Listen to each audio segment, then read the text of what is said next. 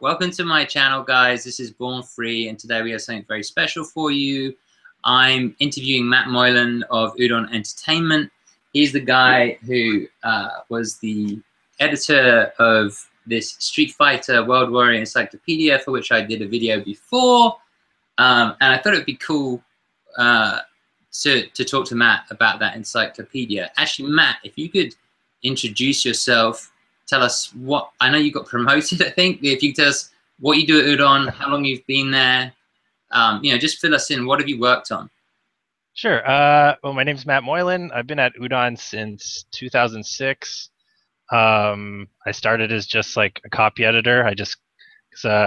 Eric Koh, who founded Udon, he's English as a second language, so he speaks pretty good English. I think you talked to him, but I started just correcting his press releases that he was writing.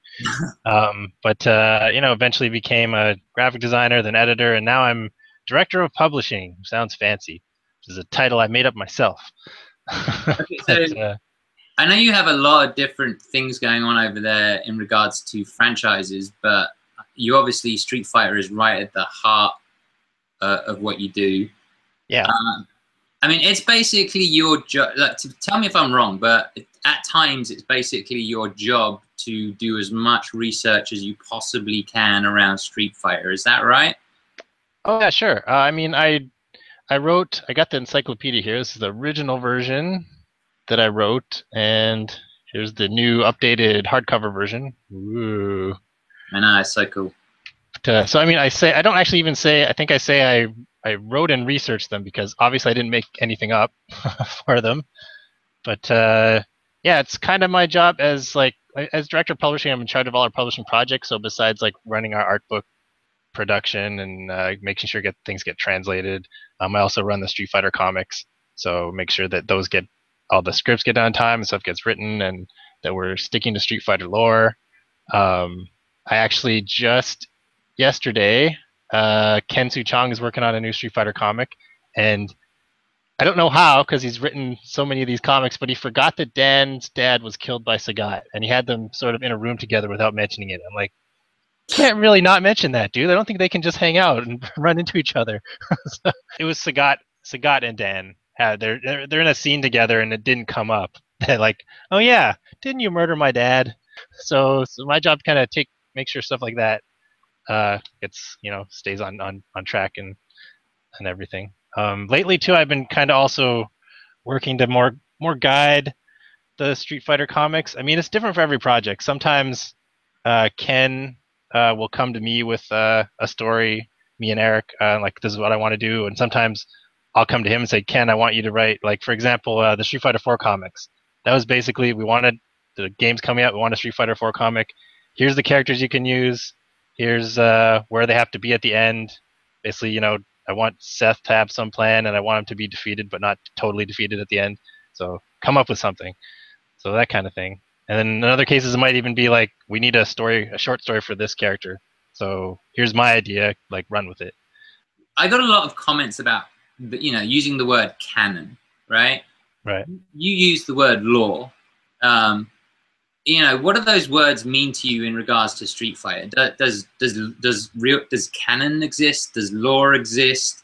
Like, how do you see it working? And I guess with the encyclopedia, there was more of an effort to. Well, you tell me about what the encyclopedia is really about. Well, I'd made an effort to make it go in line with the games. It's also obviously like the size of it. Like here's the Charlie book. The size of it is meant to like fit with all our Street Fighter comics and hardcovers and that. But I wrote it in a way that it would go with the game, and it's mostly the game, but at the same time doesn't contradict any of the differences with our comic. Basically, doesn't bring them up if there's a big difference. But there aren't really many that. It's our comics more add things than contradict the games. We just add extra things. So I just didn't mention those extra things. So, sorry, go on. Oh, but I'd consider. A lot of people consider canon what's in the games, but like what's actually in the games doesn't matter if it was in a manual, maybe, or even in a Japanese encyclopedia. Some people say just if it's in the games and it's canon, but even then, like a lot of the games contradict each other. A lot of the alpha games have like what if endings, which obviously even within the game can't all make sense. So I mean, it's hard. It's really tough to say what's canon for Street Fighter. That's why, like you said, I like the word lore because it kind of can bring in all these different ideas from different continuities, whether it's the mangas or the comics or the games or the anime, maybe even. We've even asked Capcom about this before. I know right now they're kind of trying to make an effort to, like, since they started the games again, Street Fighter 4 and Street Fighter 5 fit together, but um, Eric Koz actually he asked Shoei-san about it. He's a longtime Capcom guy, and he told Eric that yeah, all the games are kind of their own continuity, even though they mostly fit together, but they don't always. So they're kind of their own universe almost each game. Even like besides stuff like the what if endings that contradict each other, like people are going to make mistakes too. So stuff doesn't always make sense. Like I don't know if do you know the story of like Guy's Masters? Please tell me. Please tell me that story. Well, I mean, in Street Fighter, I think it was whatever alpha game he was first in. They show I should have looked this up beforehand, but it's either one of his endings or one of his intros. It shows his master Ziku. So Guy's the like 39th. I have to look at my own encyclopedia. He's the 39th master of Bushin Ryu, and there's only one master of Bushin Ryu at any one time. You sort of like pass it down to the next guy. And the guy before him was Ziku. And now in Final Fight, which is where Guy originally appeared, whatever the current Final Fight game that was coming out at the same time, they gave him another master called Gen Ryusai, who's Maki's dad.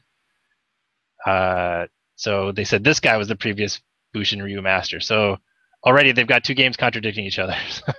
But eventually they just decided to like say, because Gen Ryusai is he's kind of older, so they decide he's like one more guy above Ziku. So it goes like Gen Ryusai, Ziku, and then Guy. So I mean, so stuff doesn't, even within the official Capcom stuff doesn't always work out. They have to make fixes. And one of my questions for you was like, which characters would you love to see reappear in Street Fighter? And I feel like talking about the Ninja Clans, I feel like you had mentioned Geki. Is that right? Oh, yeah, I love some of those Street Fighter 1 guys that still haven't made a comeback, like Geki and Retsu. They're the most interesting ones. Like there's also Lee and Joe and Mike. I don't know. You could consider maybe Mike is just counts as Balrog. I don't know. Yeah. But yeah, I'd love to see Geki. I mean, we did some fun stuff with them in the comics, making them into a whole clan of ninjas rather than just one character in the original game. And we also tied in one of the characters from Ibuki's Ninja Village, Enjo, who he kind of looks like a Geki ninja because he's got a mask and he's got a claw. So we decided he's like a guy who quit the Geki ninja clan and decided to form his own group of ninjas that weren't so evil. So I love guys I love a lot of if they bring in some more of the secondary characters. Like they kind of did that with Poison. Poison's kind of the secondary character that you could never play before. Or actually, I would really love if they brought in Mike Hagar.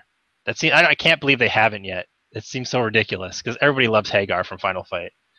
I know, it actually blows my mind. I mean, I guess he was in Marvel vs. Capcom. Yeah, that's pretty cool. But still not Street Fighter, which is a little weird because you'd think that was a no-brainer, to be perfectly honest. I mean, that's going to capture like a generation of people who've played Marvel vs. Capcom 3 and then a generation of people who played Final Fight when Street Fighter came out, you know? Yeah. So yeah, I don't know. Maybe we'll see it happen in Street Fighter 5. I'm not entirely sure. Actually, can you just tell me the 8 characters remaining in Street Fighter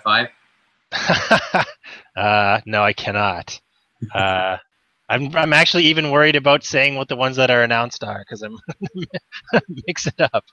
Actually, I do have a question. Nikali, right? So that's the new character. Absolutely announced. Okay. No. Are we gonna see Nikali in future Udon books, comics? Oh yeah, I mean we're gonna definitely include him at some point, and also kind of work in some of the new looks, the new like costumes and designs. Not everybody right away. Like we've already got our comic series going, and we want to start out with like classic Ken, but maybe at some point we'll bring in we'll have him shift to Street Fighter V. Ken, he's a little harder because I think his hair's even a little longer, so it can't just grow instantly. But yeah, we'll definitely bring in a lot of Street Fighter 4 elements, and we're like it changes all the time. So even though Capcom's kept us informed about the story, it might not be the exact final story of the game. So we don't want to commit majorly to things, but we're kind of keeping our plans in line with what we know of Street Fighter V, and so we don't like kill somebody who's going to be a big part of Street Fighter V or stuff like that. You know. Have there been instances where Udon has influenced Capcom? Well, they've told us that we have. I mean, besides us contributing to some of the not to some of the games, doing art, or we did all of the sprites for Street Fighter 2 HD Remix, which was a huge project.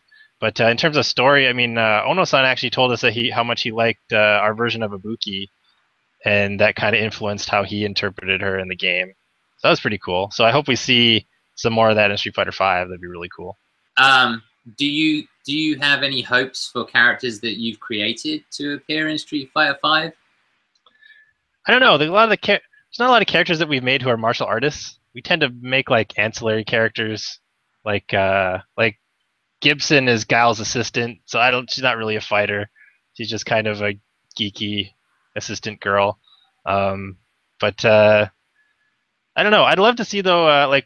Have you read the Akuma graphic novel? Yeah, that we did. I did. Oh, did you review that one too? I did a video on it. Yeah. Okay, but I'd love to have something I'd love to see a game like that, like set decades or like a whole generation before the current guys, and see some of the current like old masters when they were young. There's so many of them if you look at all the Street Fighter games. Like a pre-alpha game. Yeah, like not even like leading into Street Fighter, just like here's a different era, here's what was going on at the time. I imagine there was like Chun-Li's dad. There's I mean, I may have my timeline completely screwed up, but when I just think of all the people that are dead. Like Go Hibiki, I would love to play. Yeah, for sure. Chun-Li's dad, Gitetsu. Let me think, who else? I mean, Sagat's pretty old. And there's that young design of Sagat that looks a little more like Adon, which is pretty cool. I don't know if you've seen that. He's got kind of a pointy hairstyle and. Oh, where's that? It's in. Where does it come from? I forget which game it comes from. I think it might come from Alpha, when they brought in Sagat and the other guys. But it's in the Street Fighter 25 book. There's like a young skinny Sagat. Oh, sorry, there's a fly in here. But. There's who else? There's tons of guys. There's, like I said, there's Ziku, who's Guy's master. Tell me about Sagat's master.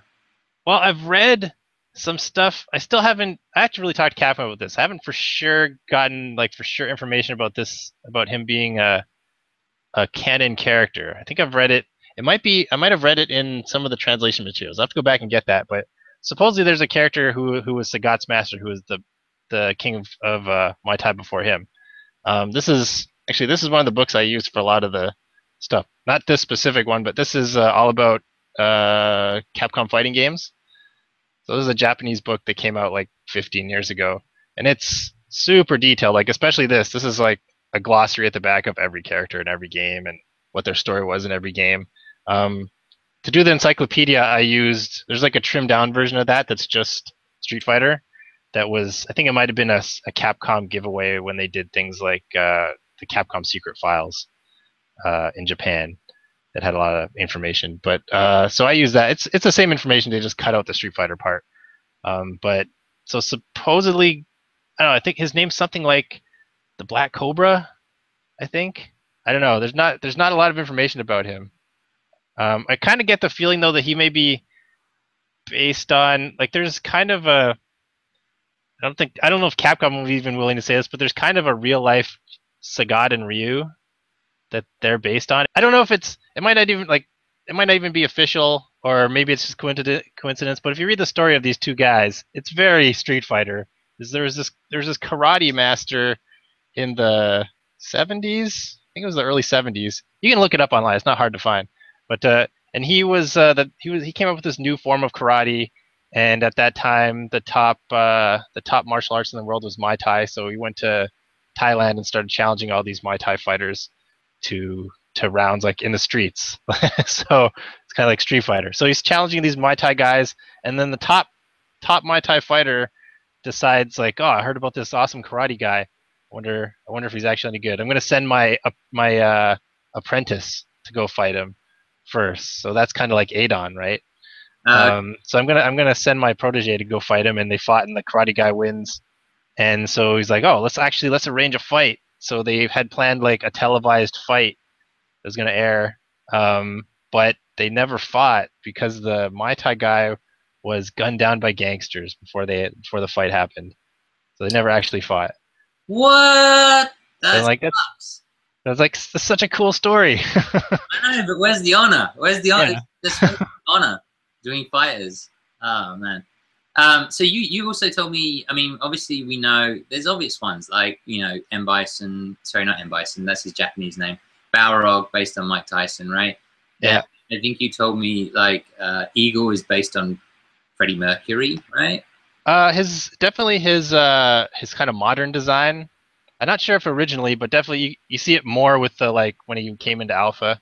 Like he's got even I guess even the original, he's got suspenders and he's got nicely coiffed hair. He's just kind of like a blonde Freddie Mercury, really. Right, and then you've got like the obvious other ones that sort of obvious are Alex and Hugo, or Hugo's very obvious, right? And then I think Alex is supposed to be Hulk Hogan, right? Yeah, that's very well known. The Hulk Hogan Andre the Giant sort of rivalry. All right, so there's also I don't know if you count it as being based on a real person, but I guess he was based. But the DJ was designed by Capcom USA, and he's based on Billy Blanks. So yeah. I mean, yeah. Is there any more? There's people have sort of tried to guess a lot at that. Like people assume M Bison, like Dictator, is based on a manga version of a real life dictator. There was, I forget who that is too, but it's so there. I think it might have been a Chinese guy or a Thai guy, but there's this manga that came out adapting a historical event, but making it more crazy and superpowers and things like that. But the design of the guy in the manga is like, that's M Bison. He probably didn't look like that in real life, but their interpretation of him was totally M Bison. So tell me, the other thing that we were talking about when we were at San Diego was you're telling me some interesting stuff about some research you've done on like the design process and how things have changed. And I guess one that popped out was the Oro story.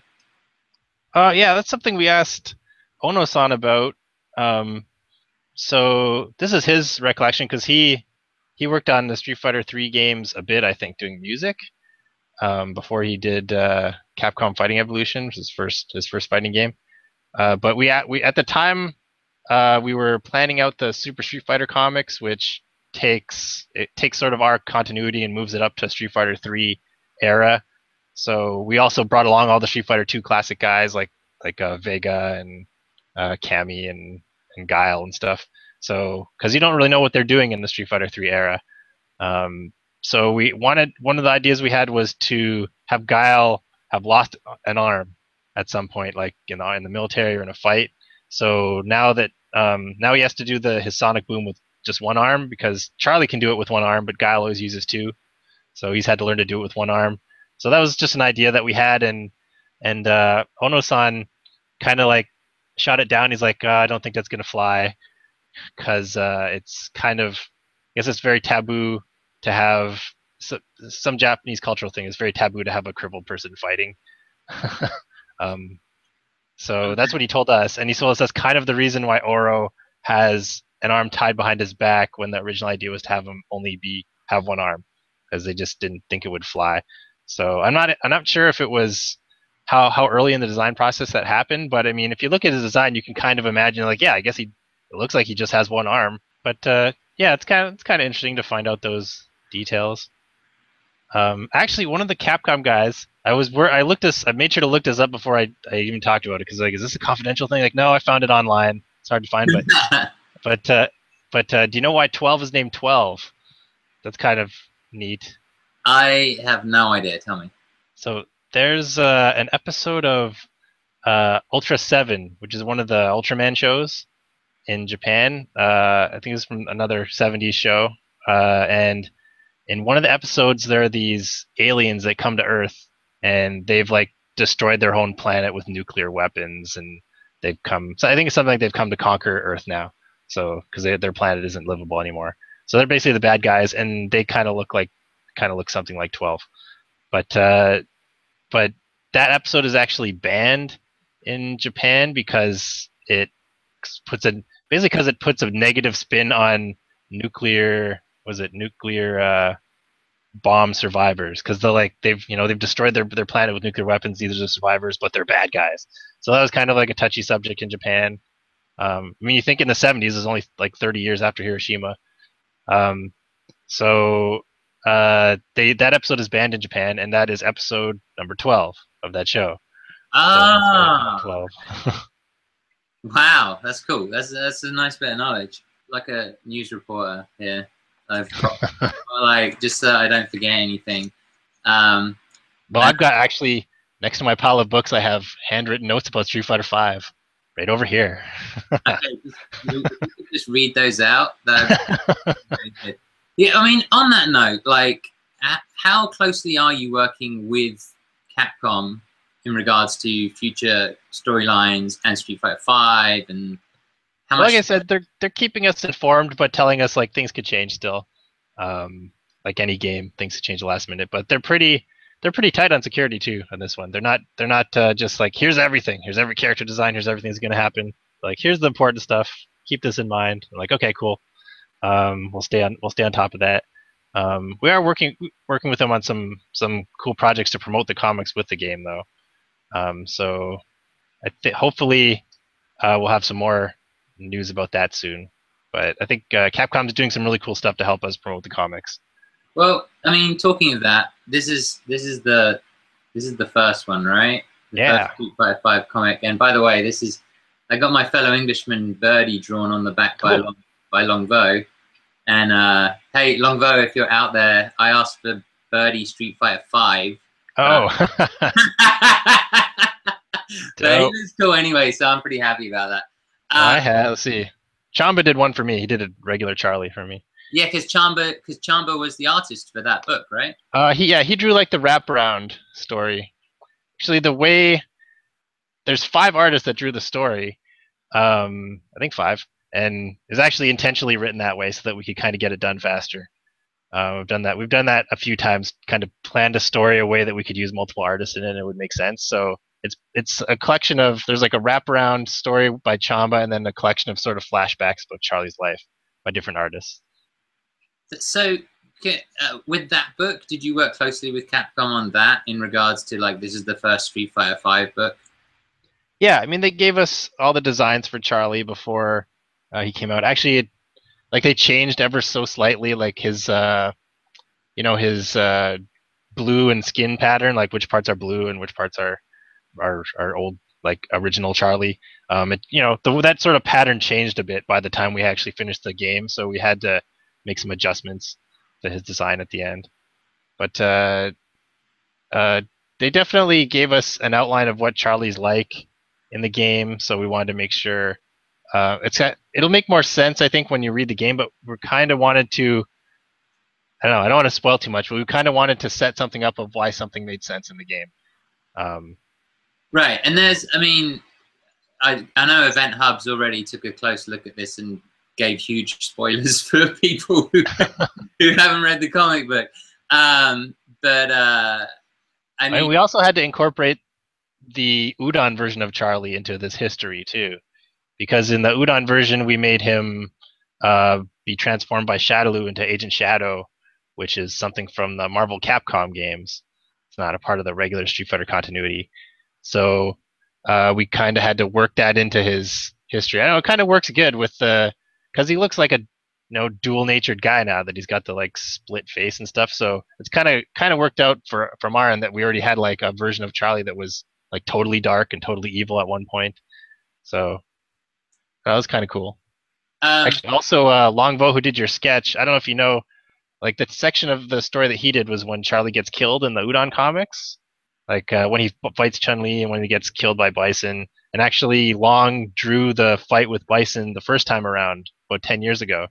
So it was neat for him to revisit the same scene from a different perspective. Actually, it's weird you say that. I'll probably cut this, but I went to Pikachu Akuma is a good Street Fighter player, Akuma player. I went to his house, and he actually had sketches that Longvo did, I want to say 10 years ago, or something close to that. And I think his style, I mean, I guess all the artists, their styles develops over time. Yeah. I think his style is a lot better now, but I mean, it was good back then anyway. Yeah, I think at the beginning everybody was kind of very like alpha influenced. Everyone was trying to do chunky stuff with cell cuts and stuff, and Long's over the years gotten more rather than chunky, he's got more like ropey muscles now. It's kind of what Long likes to draw. Alvin kind of grew into his own style. At the start, he was kind of emulating what Arnold was doing because Arnold was like the first guy drawing the Street Fighter stuff, and everyone. I mean, at the beginning, I didn't work at Udon at the very beginning of the Street Fighter comics, but at the very beginning, everybody was kind of trying to draw like each other to make it look the same, so they could kind of draw different parts of the book and get it done faster. And after the first story arc, people started to more show their own style, I think. So actually, I have a question from. I actually asked a couple of my friends who are really big on Udon, and they asked me some very specific Udon questions. Okay. One of them was actually about Alvin Lee. Will he come back at all? Do you think? Alvin's kind of doing his own thing now, like creative services. He works with creative services. You don't know is when you get hired by a company to do like toy designs or do a box art for a video game or stuff. So he's kind of running his own little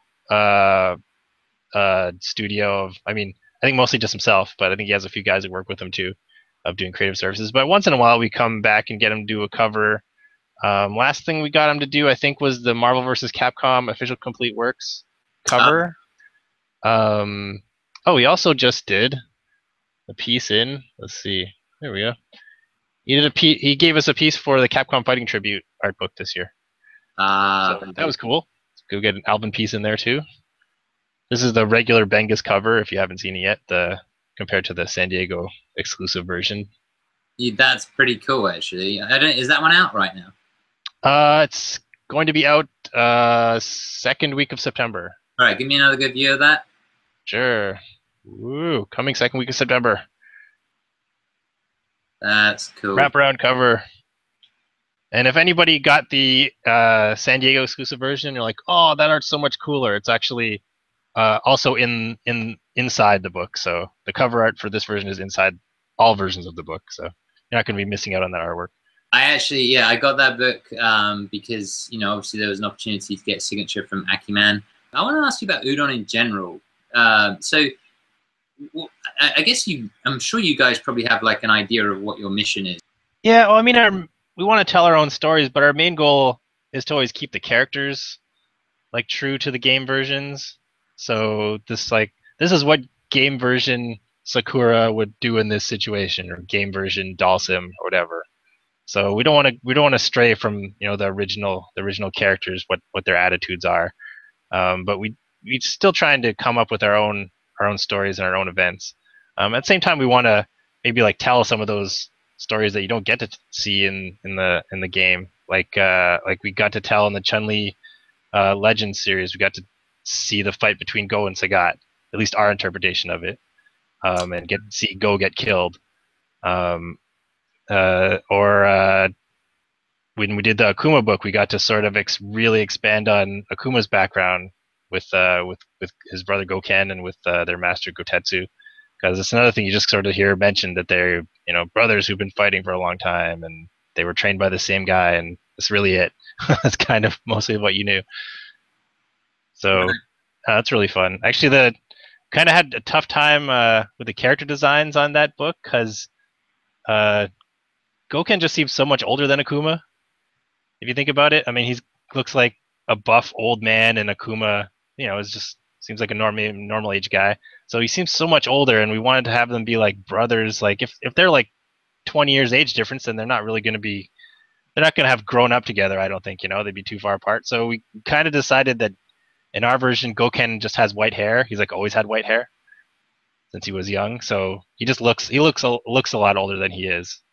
Is our interpretation. Which is what's going on with. And Bison has white hair all of a sudden. Yeah. My theory was that maybe it had something to do with psycho power. I don't know if you know the answer as to why Bison has white I don't know hair. that. I actually don't know what the they haven't told us that yet. Why he has white hair? It might just be a design choice, make him interesting. Yeah, I know that Ono-san, I think you told me this actually, that his first game was fighting game Evolution. Yeah, it's Capcom Fighting Jam in Japan, and it's Fighting Evolution in the West. Right, and that had Ingrid in it, who's supposed to be the. This was my theory. I'm going to keep banging on about it. All my theories are wrong anyway, so it doesn't matter. But like Ingrid has white, you know, she's the master of psychic power, and she has white hair. And so my theory was, oh well, maybe the Bison has actually like mastered more of the psycho power, and if Ono worked on that game, then he clearly knows that. But I don't know. Like, I mean, maybe it's a connection there. He definitely really likes Ingrid. yeah, he's his only original character in his game. So. Oh really? Yeah, because she was made just for Capcom Fighting Evolution. Everybody else is just sprites taken from other games, right? So that was an Ono creation. That was Ono and his. Yeah, I think originally it was he wanted to be more original stuff, but it just didn't have the budget for it. So it's basically it became like a lot like a Capcom versus SNK or a Marvel versus Capcom, where you just gather all the sprites together, all the characters from different games, and put them together. How are the comics going to work? Like, can you buy them straight from Udon? Can you buy digital? Can you buy hard copy? Will there be like a book at the end of the run? Like, well, the plan is to go back to monthly floppy comics, like something like here, this is our free comic book day issue. So lately, this is the only sort of regular comic that we've been doing every year since we switched over to doing these hardcover graphic novels. But the new Street Fighter Unlimited series is going to be a monthly comic, come out every month in comic shops, and there'll be a simultaneous digital release on Comixology and possibly some other platforms we're trying to work out, but definitely on Comixology. And so it'll come out the same day as the print version, and then every 4 issues we'll collect it as like a hardcover trade paperback, just like so it'll fit in just like the Super Street Fighter books or Akuma, so everything will fit in together. The story is also kind of split in. It's one so far we've got one big 12-issue story, but it's also split into 3 4-issue chunks. And we're alternating artists on those. So Joe Ng, who drew Akuma, is going to draw the first 4 issues, and then Edwin Huang, who he's the artist on a series called Skull Kickers. He also just did some. Just to interrupt you real quick, he's just done a deal with Pop Culture Shock, which is all the statues I normally review on my channel. Yes. So they're working together so that you'll get a statue and you'll get an art print, which I think is really cool. Yeah, so that's cool. So he's also just worked on like the Mega Man Sonic crossover at Archie, and he's done a couple Street Fighter backups for us. He did Dudley versus Balrog, and he did one with Dan. So he's going to be doing the issue 5 to 8, and then Joe will be back for the last 3, and then the last 4 issues, and after that we'll see what we do, see how we continue it. So would you buy them in a comic book store, or can you order them? You have to get them to get the physical monthlies. You have to go to a comic book store. Oh, so you can't actually buy them at Udon store. We might have some like exclusive Udon store comics, like exclusive covers, but we're not gonna probably not every single issue. So it's gonna be more traditional like comic. Yeah, book thing. Yeah, traditional monthly comic. Okay, I'm gonna have to talk to my local comic book guy. Are there, so you pulled out that Japanese book, right? Which you've talked to me about before, which has kind of history from the game. It's all put into one book. Are there any other books or manga, or I know that one is not translated into English, and you actually have to have a translator help you with that one. But are there any other books or manga from Japan that you think are worth people looking at? I know you guys actually sell some of that stuff in your through Udon? Yeah. Well, we've done a lot of Street Fighter mangas. Some of them are interesting in that they've definitely influenced the games. Like the Street Fighter 2 manga by let me look quick on my shelf. Who drew that? Kanzaki, I think. Da-na-na-na-na. Yeah, Masaomi Kanzaki did the Street Fighter 2 manga series, and that's the first appearance of Goken. I don't think he didn't create that character. I think he was mentioned in the extra materials for Street Fighter 2, but it's the first time you saw him visually, and he's a little different, but he's mostly like how Goken ended up. He's got like a beard and he's big and like a mountain, and so he definitely sort of influenced the design of Goken. And then in the Street Fighter Alpha and Sakura comics by I forget all these Japanese names. Kanzaki and Nakahira. Yeah, Nakahira Sensei. So Nakahira drew Street Fighter Alpha, Street Fighter Sakura Ganbaru, and Street Fighter 3 Ryu Final. So those are just three. He also drew a Kami series that we haven't localized. That was published by, I think Tokyo Pop did that before Udon started doing manga. So he's done those 4 series, and he's actually the original creator of Karin. So he put her in the Sakura series, and they eventually made her a real character in the games. So that's cool. And it was also his idea to basically he created Dark Ryu, like Evil Ryu. This is the first appearance of an Evil Ryu is in the mangas. So the whole Dark Hado thing wasn't really an idea before that. I mean, so there was Akuma,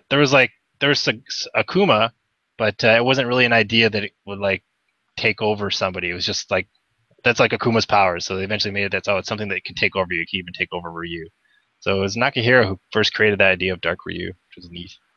Okay, so of the books that you guys have that are translated into English, there's Ryu Final by him, and those are 2 books. I read those. Yeah, there's the 2-volume Ryu Final series, the 2-volume Street Fighter Alpha series, 2-volume Sakura Ganbaru series, and Street Fighter 2 manga is 3 volumes.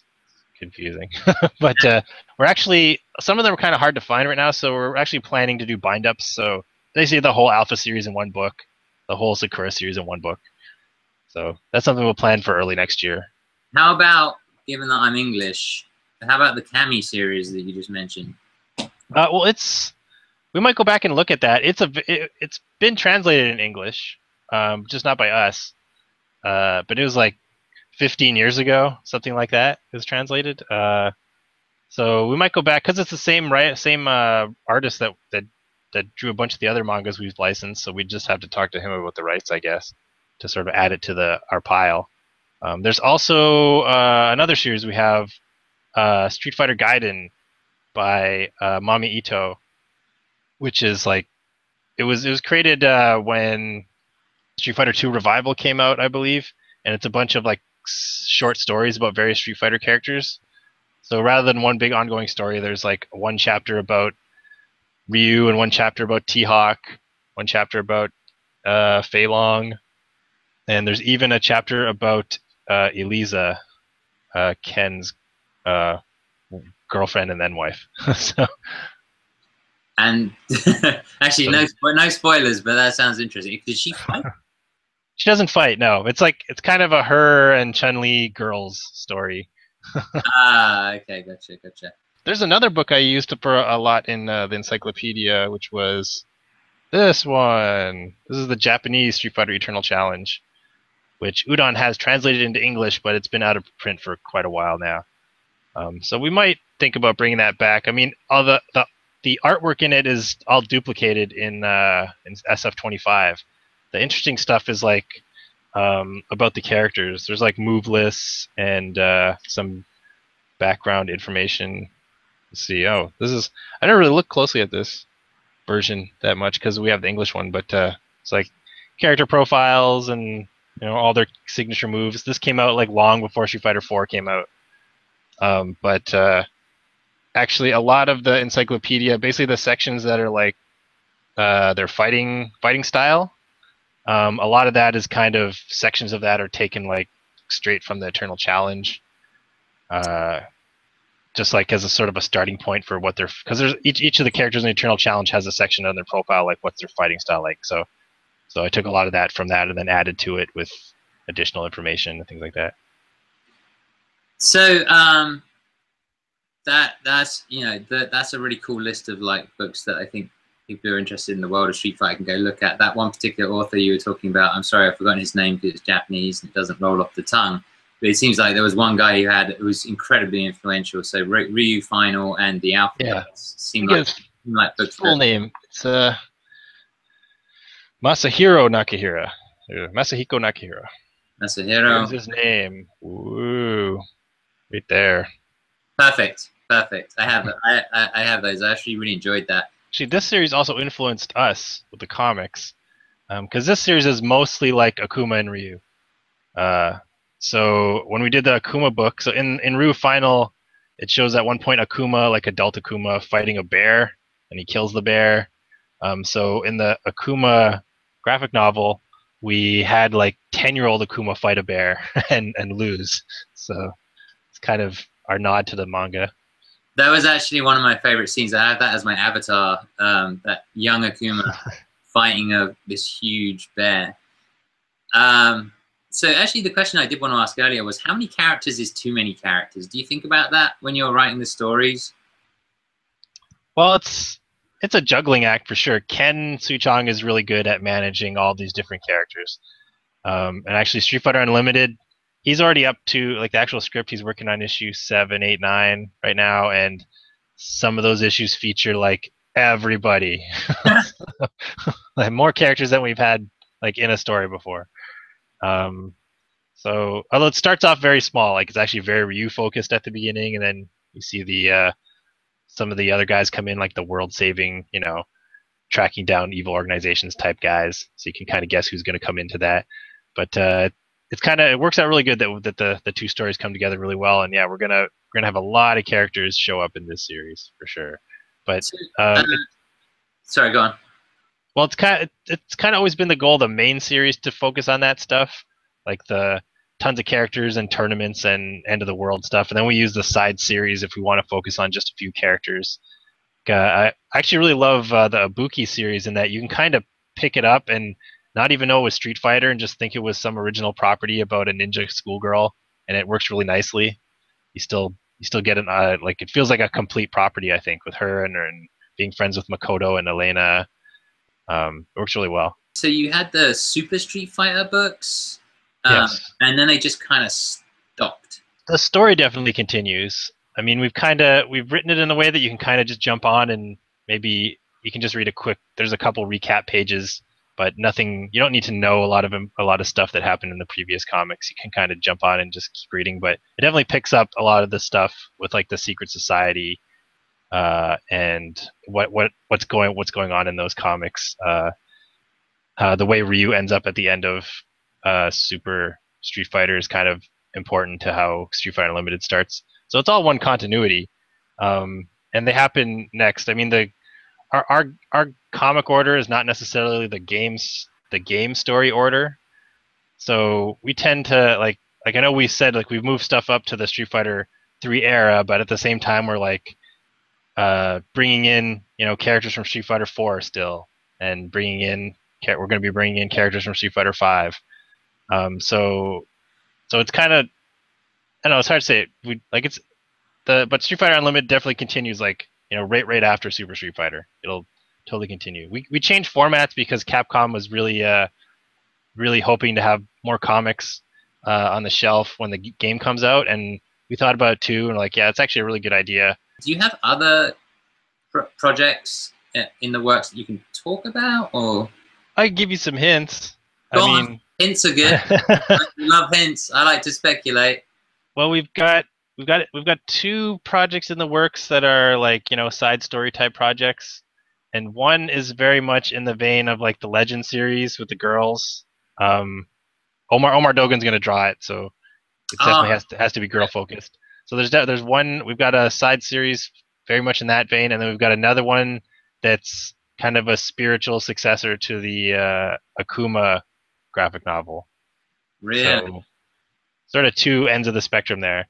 But Yeah, so that might give you, if you think of characters that are similar to who's been in Legends, or characters who are similar to Akuma, you might be able to figure out who our next series are going to be about. But there's just going to be side series that are for either not really for fun, but they're just to expand on those characters more and get some more characters into the story that don't really fit into our Street Fighter Unlimited stuff. What we're doing there. I mean, based on like what I've seen so far, Nakat, I don't know how to pronounce his name. Nakali, I think that character. I don't know. I would love to see something about his origins, but I imagine that's probably going to be in the story. He has some, as far as I know, he has some sort of mysterious power, which doesn't sound like it has anything to do with Satsu no Hado or a psycho power or anything like that. We'll have to just wait and see. but, Yeah. But yeah, we're gonna definitely bring in the Street Fighter V, like guys like Nakali, but might not be right away. I think we're gonna wait until a little bit after the game is out for those, because we don't want to have a story like, here's Nakali's origin, and then Capcom's like, oh, we actually changed it last minute. He's not this anymore. He's from a totally different continent now, or something, or whatever. But so we kind of want to play it safe. I mean, stuff changes like a lot closer to the game coming out than you would think with video games. Really? I mean, yeah.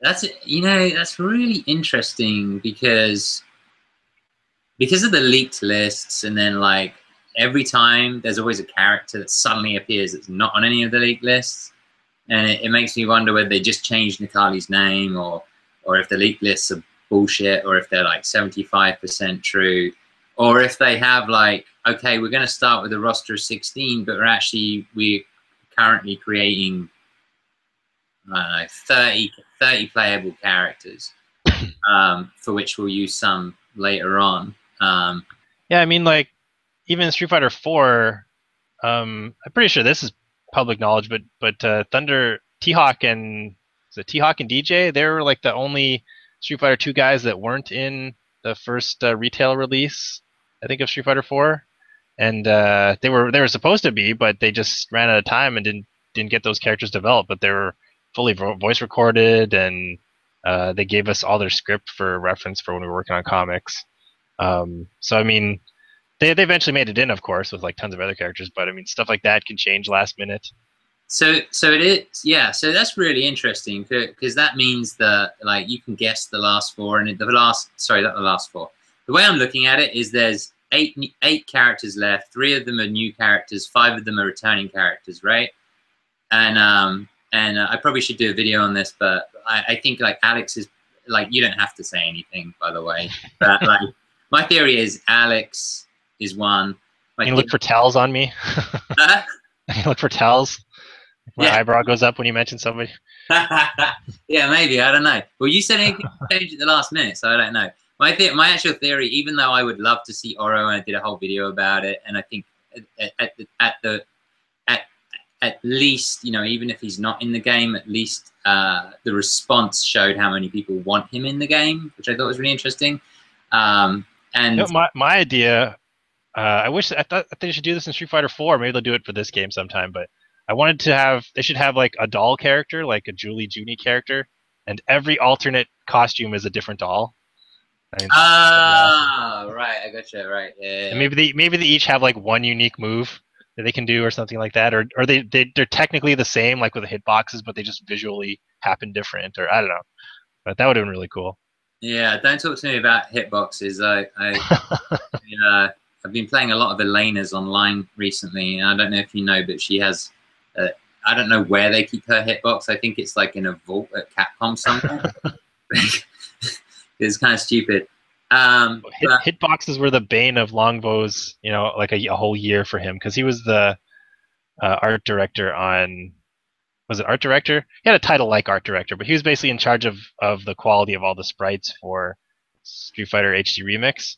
Which is a beautiful game, by the way. Yeah, it turned out pretty cool, even though we had to like kind of start over halfway through because the original style was just too complicated to animate. You can see them online if you search Street Fighter 2 HD Remix sprites. You'll come up with some sprites that are slightly different uh, style. They just have a lot more colors on them, and there was the original ones they were using for promotion, but it was too hard to animate. So, but switching everybody over to kind of the more alpha sizes and like still, but you still have to fit them in the original hitboxes, especially for characters like T-Hawk, who like Alpha T-Hawk is huge, and Street Fighter 2 T-Hawk is just kind of a little bit muscular. The same with M Bison. He's kind of just a little bigger in Street Fighter 2, but he's this hulking giant guy, like big chunky guy in all the later designs. So it was really tough for Long and all the animators to fit those guys in the sprite boxes, in the hitboxes. Right, yeah. Yeah, because they had to function exactly the same, right? Yeah, of course. They had to have the same hitboxes, the same frame data, all of that stuff had to be the same so you could pick up the game and play it. But I can see what you mean. Like visually, if you make somebody bigger, then it's kind of like it's gonna like squeeze them in a box. Yeah, like like basically Elena all over again. Sorry, I just have a hate for Elena right now. I want to ask you about so there's a G.I. Joe cross Street Fighter comic happening. I don't think that's an Udon comic, as far as I know. But I'd be interested to know, like, what would be your dream crossover, or have you had thoughts about like what kinds of crossovers could be interesting? We've thought about it. I mean, every once in a while we're like, why don't we talk to like what's the biggest fighting games in a lot of people's minds? And like, well, maybe Mortal Kombat. Like, we should talk about doing a Street Fighter Mortal Kombat crossover, but like those universes don't really fit together. Mortal Kombat is way too dark, I think, to cross over with Street Fighter. And you can't have them murdering Street Fighter characters. Right. When the Street Fighter guys murder them back, like in the game, I don't know if there was a crossover game. I don't know, but I mean, we've always wanted to do a X-Men Street Fighter comic. We've actually tried several times to convince Marvel to let us do that, and they're always kind of no thanks, I'm not interested in that. Or we've done a lot of the variant costumes for Street Fighter 4 for the last version of Street Fighter 4, all the download costumes. So, really? That was you guys? Yeah, like all the like animal. Some of them are animal costumes. Some of them like summer beach costumes and stuff like that. So not everyone is in Street Fighter 4, but like all the ones from Ultra Street Fighter 4. Oh, okay. I just want to thank you for Jury Summer. I think it's Jury Summer costume. We could publish an art book that's just our costume designs and then all the rejected costume designs that they're like, nope, try again. Oh yeah. Actually, Edwin, who they're doing the statues from, he did a lot of them. So that was pretty cool for him. He's actually probably doesn't want people to know this, but he actually, do you remember the Street Fighter tribute book that came out? It was our very first tribute book. That was about, I want to say it's about 7 years ago. So Edwin submitted to that book and didn't get in. That was when he was just a teenager. I was gonna ask you that question because there's the tribute book, there's the recent tribute book, yeah, and I don't know how artists make it and get a steady job, but do you ever do you keep an eye on upcoming artists? Oh yeah, we've hired lots of people that we've found out because of the tribute projects. I mean, Edwin came to us in a roundabout way that he worked. It wasn't actually from his submission because he didn't get in back then, but he actually the book he draws, Skull Kickers, is written by Jim Zub, who's another longtime Udon guy. He wrote the Ibuki miniseries. So eventually he led him over to us, saying like, well, Edwin's a big Street Fighter fan. He'd love to get into that. So he's slowly done more and more work for us, and now he's an artist on the main series with Joe. But there are lots of other guys that we found and used them for projects. Genzo Man, I believe his first thing that we saw him do was a piece in Street Fighter Tribute and Darkstalkers Tribute. And then we hired him, and we use him for all kinds of stuff now. He does, like, if you've seen the cover image for Street Fighter Unlimited #1 that's going around, that's a piece of his art. Okay. There's a guy, Steve Mack, who goes by Kandoken online. He's the guy who drew the Charlie cover, and then also all our exclusive dust jackets for San Diego this year. And then we had our colors paint over his original pencil art. So he's a guy who has been in a couple tribute books. So that's why we knew about him. There's definitely other ones for sure. How do Can't those remember off the top of my head. how do those people enter the tribute books? It's nowadays we have like an online form you can fill out. So you go to the website, you fill out the form with all your information, and you can submit a JPEG of your artwork Got it. to try to get in the book. And we announce it like usually we try to announce it a little before Christmas and then announce the winners after Christmas, so that if you're a student, because a lot of it is students who like to enter these things. So if you're an art student, you can work on your tribute piece over the Christmas break or whatever. Um, so we try to give people enough time that they can do a cool piece. And then I don't know if everybody knows this, but the sort of the arrangement we made is with Capcom is we paid a little bit extra for the license for those tribute books, which gives us the right for prints. So we can let the artist just make a print of their artwork and actually sell it. So if you get in the book, you can actually make an official print and make some money off of your piece. Besides also getting a copy of the book, of course. Okay, so that's good information for any budding artists who might be watching this video. There's a lot on Facebook. I know that much, and they like in the groups that I'm in, the sort of like the world of Street Fighter and collectibles and all that sort of stuff. There's a lot of people drawing Street Fighter. They just can't help but draw Street Fighter. Well, we've done a few of these, so many of these books now. There's definitely a lot of people who like in this Capcom fighting tribute. They're like, yes, I've submitted like 3 times, and this is the first time I got in because they've gotten better over the years. Like, great. Right. It's awesome to see artists grow. It's interesting because the pattern that I'm seeing is these groups actually submit art and then they get critiqued by their fellow artists or whatever. So actually on the subject of art, I'm going to ask you a random question, but the Street Fighter Jam poster seems to be like the poster. I mean, as far as like the circles that I run in anyway, the Alvin Lee one. Do you think you'll ever I get asked this all the time. I mean, I get asked to ask it. Do you think you'll ever revisit that poster and add like Third Strike characters or Street Fighter 4 characters? I mean, it'd be a long poster. I think we'll definitely go back and get it. Probably within the next year, we'll really seriously look at getting it reprinted because it's been gone for so long. We also never did the Darkstalkers version, which one of the second Darkstalkers comic series was the same idea with the covers connect. And if you look at the Darkstalkers covers, on the edge of one of them is actually Sagat's foot. So you can actually connect the Darkstalkers ones to the Street Fighter covers. So we never did the poster, but the comics all connect together. So we'd like to do the Street Fighter version and the Darkstalkers version and finally get them both back in out there for available for people. I mean, we might consider continuing them too with more characters. We're actually doing a very similar idea with the Street Fighter Unlimited with one of the variant covers for that. So we're doing something in a very similar vein to that. So I'm going to translate that. It might be wrong, but it sounds like you're going to have covers which connect.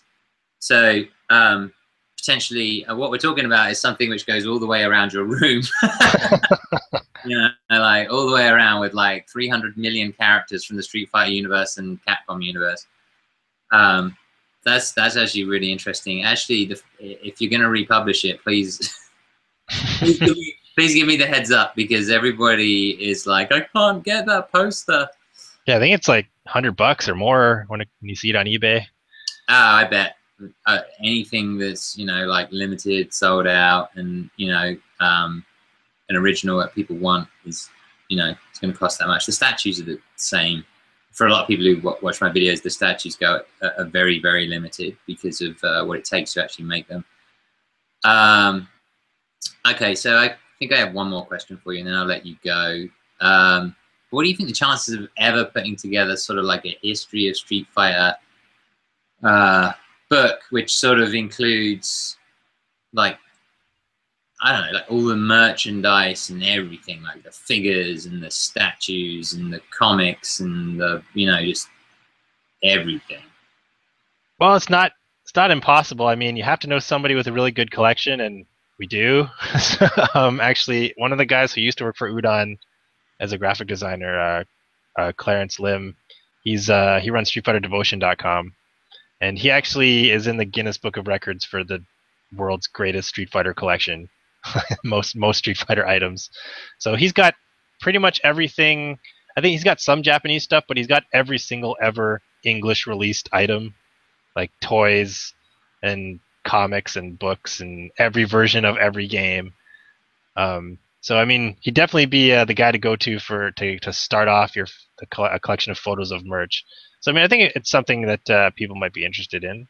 Was he the guy in I Am Street Fighter, the documentary? I don't know. There was a guy in there who had a. There's a few. I know of a few who have. He cosplays as Ryu a lot, and his wife cosplays as Sakura. Yeah. Maybe that was in the documentary. I think I remember some sort of romantic story where they met, like dressed as those characters. Is there anything that we haven't touched upon that you want to talk about? Same time as Capcom Fighting Tribute, second week of September, the Street Fighter Legends Chun-Li hardcover is going to come out. I've got that here too, and it's got. We premiered it at San Diego Comic-Con with a few copies, but it's going to come out in stores second week of September, and it collects the whole Chun-Li miniseries, which is even the softcover trade paperback. It is tough to find right now, and actually there's a new. Give you a preview if you don't already have it, but there's a new 4-page story in the back. Ooh, is it 4 pages? No, it's 6 pages actually. By Omar Dogan, and I actually wrote that one. Oh, cool. So, who's that? That was fun. Who's that character? Who's the character? It's Chun-Li versus Wan Wan from Final Fight 2. I think he's from 2. So he's like, in Final Fight 2, Mad Gear kind of expands to all these international divisions, I think it is. So he's the guy who runs like the Hong Kong one. So listen, I was thinking if people are interested in asking questions, obviously they can leave them in the comments below, and we can do one of two things. We'll figure it out, but we can either, have you come back and answer some of those comments, or if there's a whole bunch, then maybe we can do a follow-up interview. But I was going to open it up to some of the other franchises that you work on. So what are the main franchises that you work on? Like Udon in general? I mean, well, you. Well, I have a hand in everything pretty much, but I mean, Capcom-wise, we do our comic licenses for Street Fighter, Darkstalkers, Final Fight, and Rival Schools. But we also do a lot of stuff with Mega Man.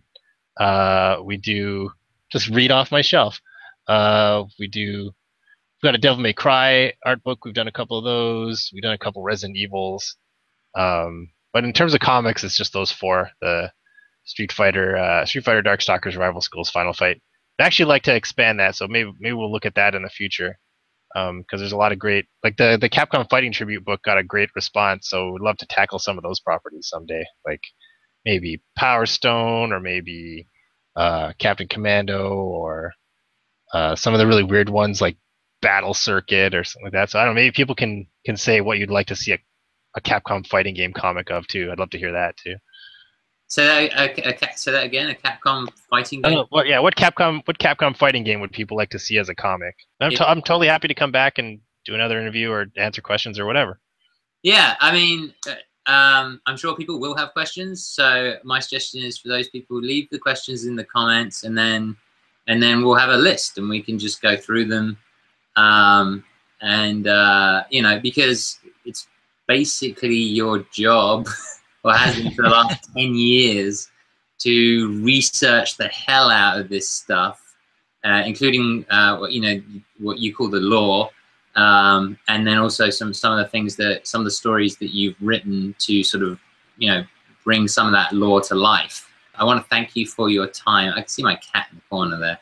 I want to thank you for. His name is Goki, by the way. I'm not crazy.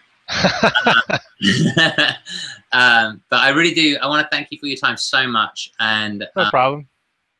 And how about I'll leave you with a Street Fighter factoid. I think I told you this one in San Diego, which is why is Ryu's headband red in Street Fighter 2 when it was white in Street Fighter 1?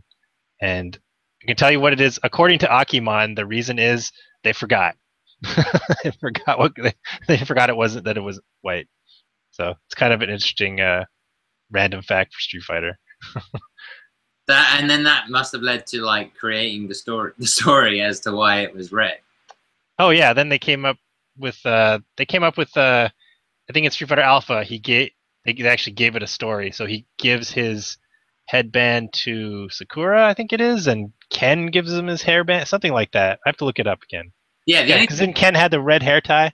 yeah, red, yeah, Ken has Yeah, the red tie, and I know that was like they did it in Assassin's Fist as well, but that's always been I think the storyline in regards to like where he got his red hairband was from that long hair and the hair tie. I right. didn't know that he gave the white headband to Sakura. That might just be something in the manga because that doesn't. Now that I think about it, doesn't make sense because they're both in Street Fighter Alpha with white headbands, like Sakura and Ryu. Okay. But yeah, definitely the red headband is like Ken gives it to Ryu. So anyway, thank you for your time, and yeah, that's it. I think, and if we get questions, then maybe we'll do like a follow up. But I think everything that you've talked about has been very fascinating to me, and I hope it's fascinating to the viewers. Awesome, good times. 9